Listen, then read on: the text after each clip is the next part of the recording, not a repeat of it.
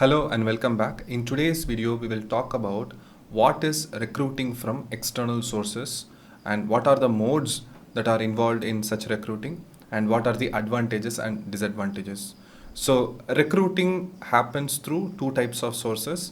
One is through internal source and other is from external source. Internal source is where we try to fill a job spot with a person who is already recruited within the company.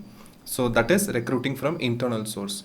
Recruiting from external source is quite obvious as it sounds. It is filling a job role by a person who is totally unrelated to the company. An anonymous person now becomes a part of the organization. That is recruiting from external source. Now let us see what are the modes through which we can recruit from external sources. So let us see one by one. The first is direct recruitment. You must have seen in your city or in your town, there will be some assembly area where these daily wage workers will come and assemble over there. My town is Tanjavur, so there is a place called Medical College, a prominent square in Tanjavur, where a lot of daily wage workers will gather over there in morning around 8:15 a.m.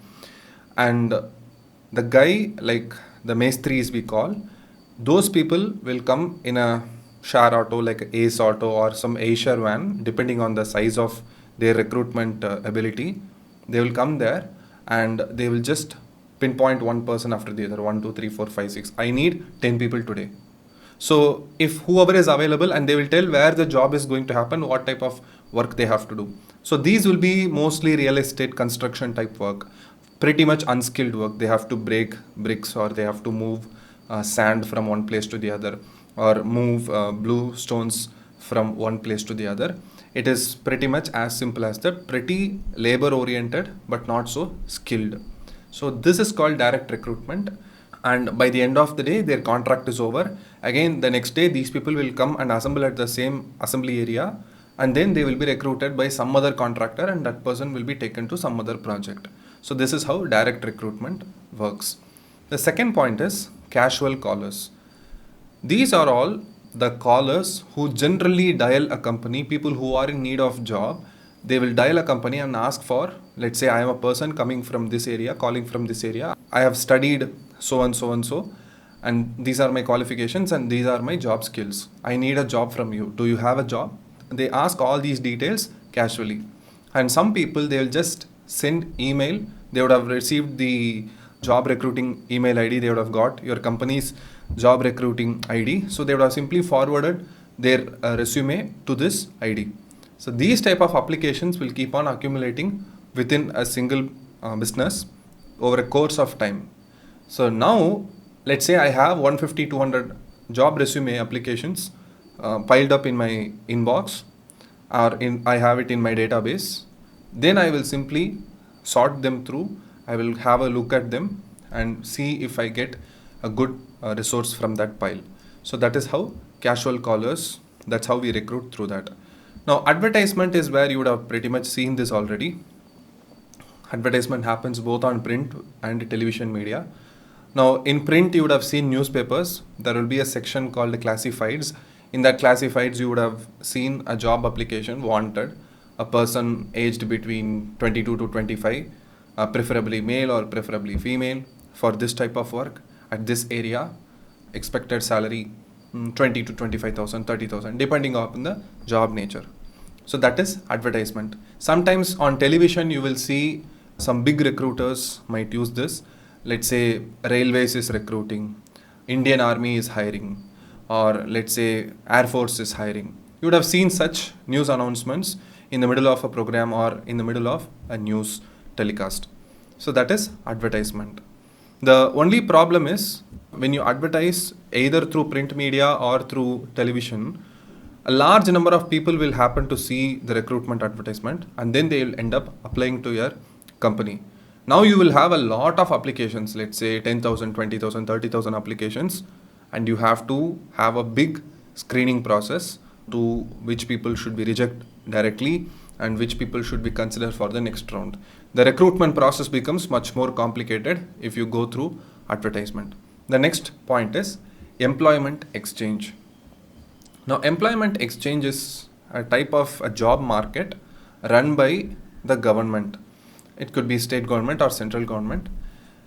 I think even now it is a practice, but it is much more prominent like 15-20 years back when we completed our 10th and plus 2. Our parents and elder relatives used to force us to get registered in employment exchange every time you get a qualification. This is for the reason that the employment exchange will have a lot of database from candidates like you. Let's say you have completed class 10, you have completed class 12. People will ask you to open a login inside employment exchange portal and submit your certificates copies to them. So they will have a database of you. That means they know that a person from Tamil Nadu or a person from Andhra having completed plus 2 and did science group or did commerce group is there. They know it. So tomorrow if a job opportunity comes, let's say there is a big company that is recruiting, or let's say even inside government there is a position that is opening which matches your available skills, then you will get a call, you will get a letter from the government that okay, we are considering recruiting you, interview is going to be scheduled at this place, come to this place. It could be from government or it could be from private people, but that is employment exchange. So to put things in context, employment exchange is like a LinkedIn run by government. You know how LinkedIn works, you know how Naukri.com works. So employment exchange is like LinkedIn or Naukri.com run by the government itself. Sometimes the government will recruit it for itself, or it will act like an intermediary between a private employer for a normal citizen who wants job. So this is largely done by the government to make sure that there are not many unemployed people inside the territory. So that is employment exchange. So that is one mode. And then placement agencies and management consultants. Now they are extremely similar to employment exchange, except that these placement agencies and management consultants are totally private, and also under employment exchange, usually entry level jobs will be solicited. Okay, under employment exchange, usually the first job a person gets in their career will be through employment exchange. So when a person is getting a first job, it will be mostly unskilled or semi-skilled work, mostly entry level job. But placement agencies and management consultants, they work in a little different way. They are extremely specialist people. Their core business is to match up. They are basically brokers only. But what do they broker? They bring recruiters and potential employees together. They perform this job for middle level managers and top level managers. Let me tell you something. If you are 21 and you complete an undergraduation, or let's say you become 22, 23, you finish post graduation, and when you step into your first job, for the first 4-5 years, it is easy for you to switch jobs because you are still very like a beginner inside your career market, job market. But once you have 5 years or 6-7 years of experience, then you go from lower level management to middle level management. In any company, wherever you go, you will be, at least if you have 7 years of experience, you will be recruited into middle level management. After that, job switching becomes difficult. The more and more experience you carry, the more and more specialized and customized you become. Therefore, you cannot just like that walk into any company. Let's say you are a BCom graduate and you want to get into a company. It doesn't matter whether you get into TCS or it doesn't matter whether you get into Wipro. It absolutely doesn't matter. Or you can get into a totally unrelated sector. You can get a job in paint company or a cement company. That is totally fine. It all works as long as you are a beginner, because you are an unmolded, like a fresh dough. So you can be customized into anything. But the more you have career experience, 7 years, 8 years, then you will start to have a specialization by that point. A person who worked in taxation in IT sector will be focusing and will be possibly getting recruited only in IT sector taxation. A person working in telecom sector, finance department cannot most likely get switched into an FMCG sector. So that's how it usually works. So the moral of the story is, the more you get specialized, 8, 9, 10 years of experience, it gets very difficult to switch jobs. So that's when this placement agencies and management consultants will help. You have to get registered under them, and recruiters will also be in touch with those people. So they will match your resume with the potential job finders. So whoever wants to recruit you. So that is placement agencies and management consultants. Okay, next let's talk about campus recruitment. This is quite obvious. You must have heard it a lot of times in engineering colleges, in medical colleges. You will see in tech colleges and even in arts colleges these days campus recruitment happens. By the end of third year, the companies will come and recruit you, and when you finish your fourth year, you will have a job assurance definitely with you. Let's say if you are doing MBA, maybe by the end of third semester, campus recruitment will come and you will have to attend their interviews. It will happen like a job fair, 2 to 3 days. Many companies will come and they will have their own way of recruiting. Sometimes they will do very specialized recruitment. Sometimes they will do mass recruitment. Mass recruitment is where they just need like 50 to 100 people all at once, or more than 100 people all at once. That is mass recruitment.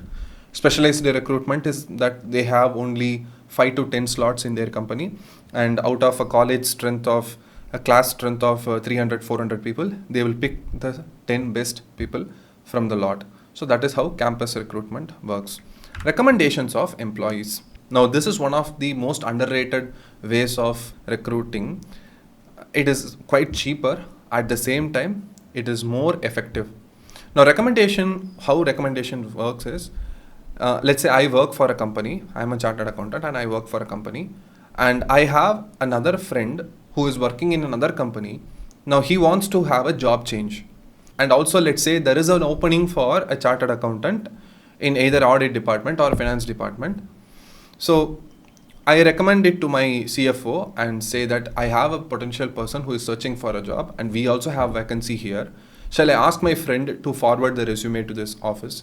Then if my CFO says, yes, absolutely, we would like to have an interview with that person. The point is, now the person who is going to apply is not going to be totally anonymous. I am there to give a word of recommendation about my friend to my boss. So I act like a source of trust for my boss, because my boss already has an element of trust with me. So now if I recommend a third person, the boss already has primed up, as already has an opinion. Okay, if Harish recommends somebody, then that person must also be almost similar to Harish. Now I trust Harish, therefore I can trust the other person. At least I can have a look at the other person. So that way the company also has higher chances of getting good resources. And also a lot of companies give a referral bonus. Now again, how the system works is, if I refer this friend and let's say the friend also happens to be very smart, and let's say he successfully cracked the interview and he gets on board into the company, he got the job. Now I will get some amount as a referral bonus. In some companies it will be dependent on percentage, based on how much CTC the other person is getting, I will get 1% of that. Or in some companies it will be like a flat amount, 30,000, 40,000, 50,000, similar to that. So one time bonus I will get. So that means because the company is also paying me 30, 40, 50,000, I will be more motivated to look for good resources in my circle. So I will act like an indirect broker for the company. So this is how recommendation of employees work. Now next thing is labor contractors. This I have seen in my job experience itself. The company where I worked before, there were a lot of factories and warehouses where you need a lot of unskilled laborers. Unskilled laborers means people who want to operate machines, like basic preliminary work, who wipe the machine, clean the floor, and sometimes arrange the trolley, arrange the pallets, stocks. Those type of work, not core manufacturing skilled work, like general factory maintenance work. For that, the monthly salary will be hardly 8,000 to 10,000, not more than that. So for this type of work, we need stable labor. It's not like we hire them for one day and then they don't come tomorrow. It doesn't work like that. So we have to hire them on a long-term basis. So what the company used to do is, they will give this job to a labor contractor. Now this guy, I'm giving you an actual example. The factory was in Maharashtra. So this guy was a local Marathi over there. Particularly if I have to say, it's a place called Bhiwandi near Mumbai. So this guy was a local guy. What he will do, he will take a trip to Bihar, Uttar Pradesh, remote parts of Bihar and Uttar Pradesh once every 2 months. So there he will go to some villages. He will have lots of contact in those villages. He will see people who have completed their education, but they don't have any job, or people who don't have any much of education but they also don't have job but are looking for a job and they are willing to work. He will pick those type of people and he will say, okay, there is a company, there is a factory in Bhiwandi, we will give you a place to stay and we will give you 8,000 to 10,000 every month, and we will also give you food 3 times a day. Are you willing to work? So those people will then say, okay, yes, we are willing to work, we are also in need of job. So they will leave their family and come and settle in this factory quarters for time being. They will work for 1 year, 2 years or 3 years. If they become really skilled, if they are good at the job, then they will be given higher and higher work. So this is how labor contractors work. So the company will say, okay, because I said it's a snacks based company, they will say Diwali is coming, New Year is coming, so we will have peak demand. Then we have to spike the production up. Okay, get us 20 more resources, get us 30 more people. So this labor contractor will arrange for that. So that's how labor contractors work. And finally, web publishing. Web publishing is all we know. Naukri.com, Indeed, monsterjobs.com, LinkedIn, whatever that you see, online portal where the recruiters will say we need people and the employees will say we need work. Those people will be matched. So that is web publishing. Now let's see the merits and demerits of this external recruiting quickly. The first thing is qualified personnel. Okay, again, this is, I'm directly taking it from the NCERT material. It's given that if you recruit through external sources, you will get qualified personnel, but I'm not so convinced on that point. Anyway, whether you recruit it through internal source or external source, you are going to recruit qualified people only. So I won't say this will be a proper advantage of this mode of recruiting, but it's given in the material, so I've just mentioned it here. But the other 3 points are good, valid points.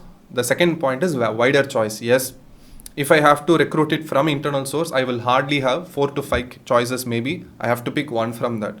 But if I go from out of the company and go to a wider source and to go to the external source, I can hunt from a large pool of fish that are there. Like I said in the advertisement example, when I just release one advertisement, easily I will get 500 to 600 applications. So then I will have a wider choice.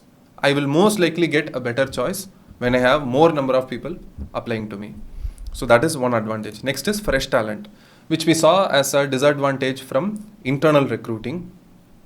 People will be so accustomed to the organization, they will start to think from one line of thinking. So most probably the innovation and creativity will be curtailed if the organization is filled with people who are already there for 4 or 5 years. When you need an out-of-box solution, out-of-box thinking solution, then it is sometimes advisable to hire people from a third party. It's okay to have an external perspective. So that is there. Room for fresh talent is good. It will lead to many creative discoveries. Then competitive spirit. Again, this is a valid point. If the company has a regular policy of always hiring from external source, the people who are already within the company, who are already part of the system, will work in a little more diligent manner because they know that there is always somebody who might step in and give competition to their position. Let's say if the company doesn't use external source of recruiting at all, let's say the company strictly follows internal preference only. If that is the case, then I will become more and more lethargic. I'm more prone to become lethargic because I will always know there is not going to be any external recruitment at all. So the company has to come to me eventually. If I have such a power situation, then I will tend to abuse that.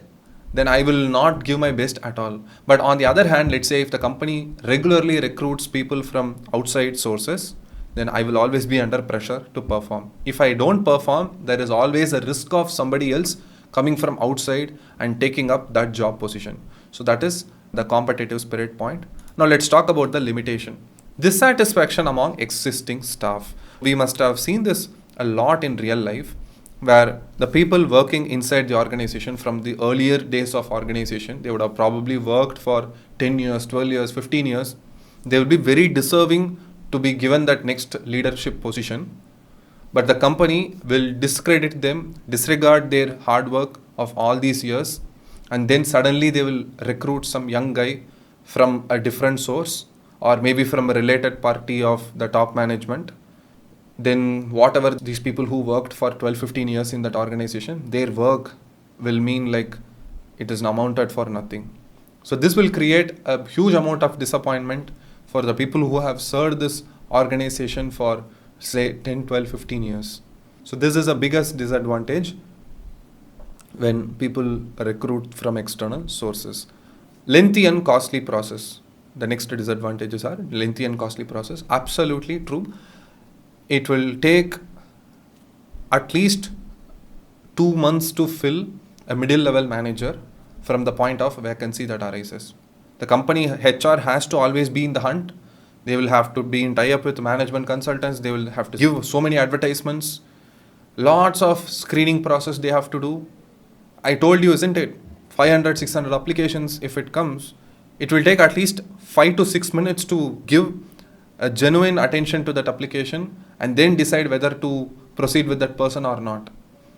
Let's say even the first round itself, I got 1,000 applications. I will have to filter it to 200 applicants. Then I have to call all these 200 applicants to my office, conduct at least a 10-minute interview for each candidate to decide whether that candidate is worthy or not. So it is an absolutely lengthy process. So for filling one job position, it might take at least 2 to 3 months. I have seen, again, telling from personal experience, to recruit a person at a general manager level or at a vice president level, it's not at all easy. Next, costly process. Yes, whenever you go for advertising your job openings, you have to pay money. And also whenever you go with placement agencies and whenever you take their help, you have to give them a commission of whatever the final CTC is being approved. So it is again a costly process. And also you have to consider the opportunity cost. By the time you fill, I said it will take 2 months to 3 months. Whatever those 2 months to 3 months, the job vacancy, that much amount of work would not be done, isn't it? Let's say there is a vacancy for a general manager finance and the post has been vacated without a proper replacement, and let's say it took 2 months to replace that post.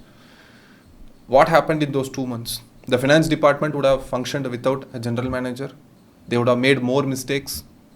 Such mistakes will again prove extremely costly to the company. So when I talk about cost, it's not just the actual out-of-pocket cost. You should also understand the implied unavoidable risk that arise because of a sudden creation of vacancy and a longer period to replace that vacancy. So this is external recruiting. I hope the concept is quite clear now. I will see you in the next video. Thank you and bye-bye.